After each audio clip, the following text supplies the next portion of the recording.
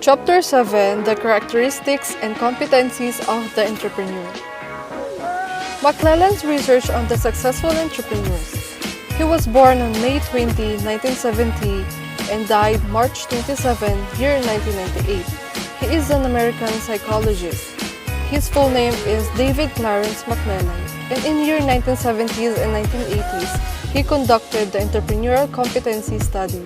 So, the achievement motivation theory in year 1950s to 1990s, he developed the foundation of the current knowledge on the entrepreneurial characteristics and competency.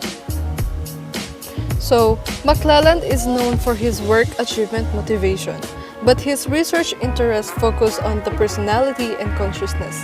He believed that the need for achievement is a distinct human motive that also can be different from the other needs.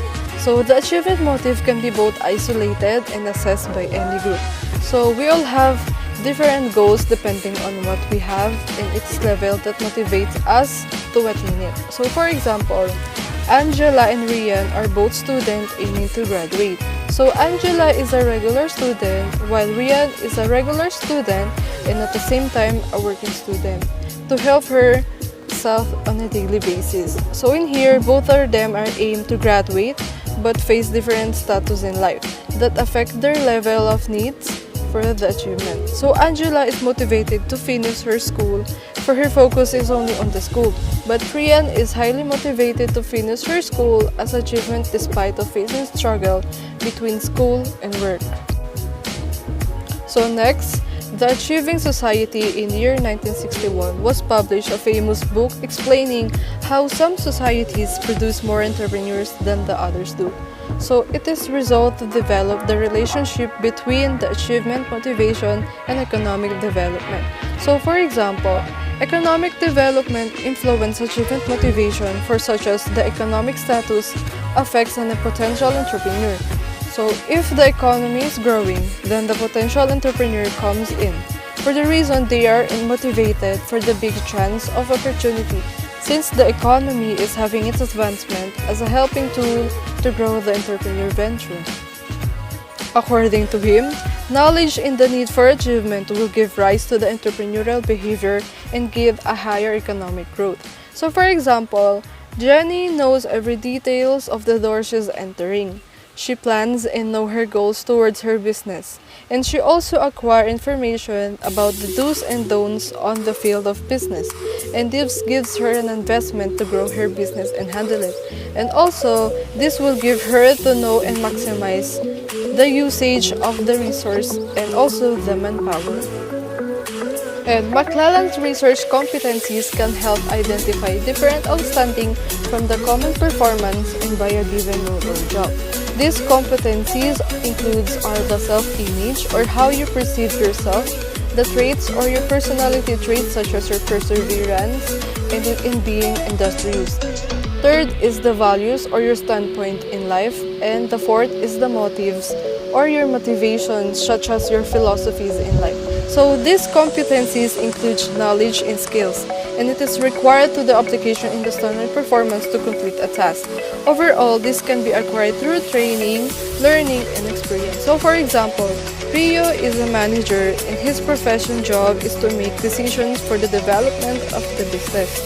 But also, he helps others morally, which is not listed on his job role. For him, a good relationship with others is more than a duty. So this portrays as his self-image, his values and traits, and motive to empower others. And also, McClelland says that achievement-motivated people are not gamblers because they choose to work on a problem than to leave it alone. He differentiates gamblers and conservatives from the achievement-motivated person. So first, gambler are the high-risk taker or the high-risk taker to the business, where the outcome uncontrollable is beyond their power and they easily justify their personal responsibility once they lost much educated on the chosen venture. So for example, Brian is a dog lover and owns a dog shop. He managed it and he knows his responsibility as an owner of the dog shop. So one day, the government released a memorandum saying that selling a dog ban is ban for the meantime. So this is an uncontrollable outcome, and as an owner, he followed the order as this is his responsibility and still thinks of ways to run the shop despite of the chaos. So next is the conservative individual who chooses the low risk.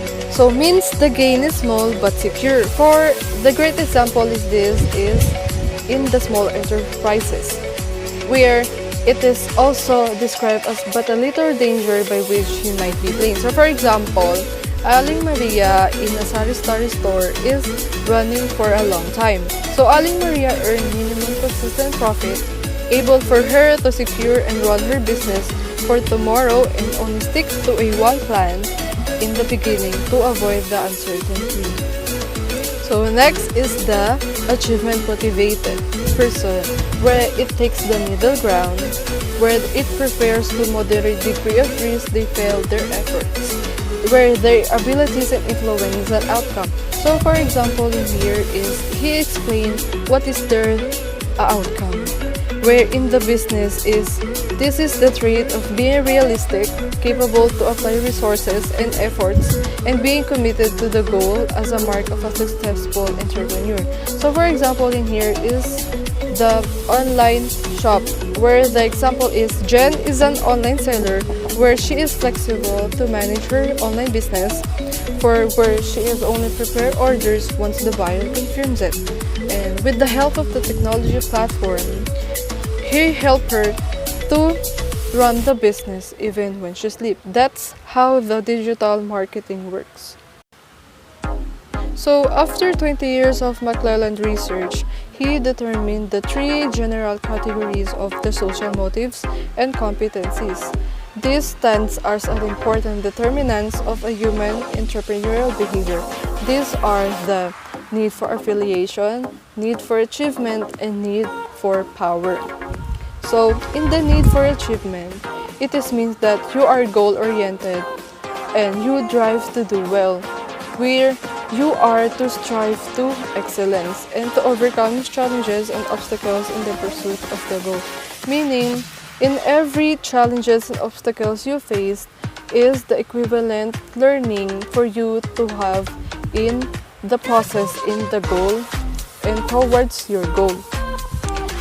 Meaning that the high need for achievement cluster is the most good for business founders, where a person with high need of achievement is internally driven with a strong desire to compete, to excel, and to pursue and attain a goal without depending on a fate and luck, but a self-confidence and responsibility as a tool.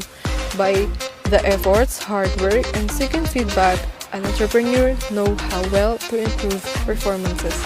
So the need for achievement competencies includes 5 behavior, and that is the opportunity-seeking behavior, moderate risk-taking, high demand for efficiency and quality, commitment to the work program or the work contract, and persistence. So first, the opportunity-seeking behavior, where it is able to find business opportunities where other people do not, able to think what consumers needs and address it to satisfy the needs and wants of the people. So for example, in here is that it includes researches on what are the needs of the people that are not yet available on the target market. Since it is a so-called a behavior, an entrepreneur are constantly do observes chance or opportunity to fill in. Next is the moderate risk-taking or the moderate risk-taker, where an entrepreneur calculates the chances of attaining the goals before taking a risk. They are being realistic to balance the risk and opportunity, where a wise thinker is applied. So the great example for this is the SWOT analysis, where the company or a business to examine the strength of the chosen venture, its weaknesses, opportunities to take, and threat to stay competitive in the market. Next is the high demand for efficiency and quality, where it is an ability to meet and surpass the existing standards of excellence in the business. where the entrepreneur continually innovates and creates new and better ways to serve customers and buy the product. So the successful entrepreneur strives for excellence and high quality in all aspects and field and make everything almost perfect to give satisfaction by spending time and effort, where the entrepreneur offer a high standard performances.